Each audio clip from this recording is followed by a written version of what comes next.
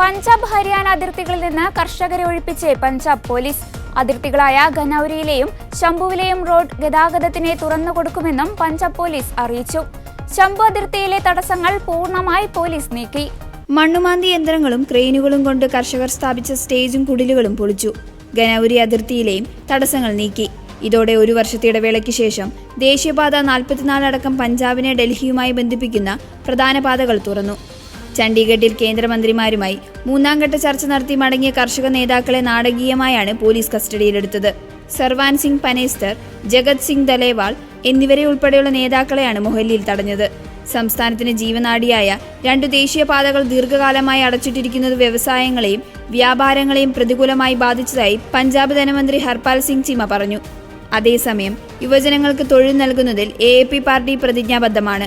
വ്യാപാരവും വ്യവസായവും സുഗമമായി പ്രവർത്തിച്ചാൽ യുവാക്കൾക്ക് തൊഴിൽ ലഭിക്കുമെന്നും ഹർപാൽ സിംഗ് കൂട്ടിച്ചേർത്തു. കർഷക പ്രതിഷേധം നടക്കുന്ന 2 ഇടങ്ങളിലും ബുധനാഴ്ച രാവിലെ തന്നെ കനത്ത പോലീസ് വിന്യാസം നടത്തിയിരുന്നു. പ്രദേശത്ത് ആംബുലൻസുകൾ, ബസ്സുകൾ, അഗ്നിശമന വാഹനങ്ങൾ എന്നിവ വിന്യസിച്ചിട്ടുണ്ടെന്നും അത് പോലീസ് നടപടികൾ ഉണ്ടാകുമെന്ന സൂചന നൽകിയിരുന്നതായും കർഷകർ പറഞ്ഞു. 2024 ഫെബ്രുവരി 13 മുതലാണ് കർഷകർ സമരം ആരംഭിച്ചത്.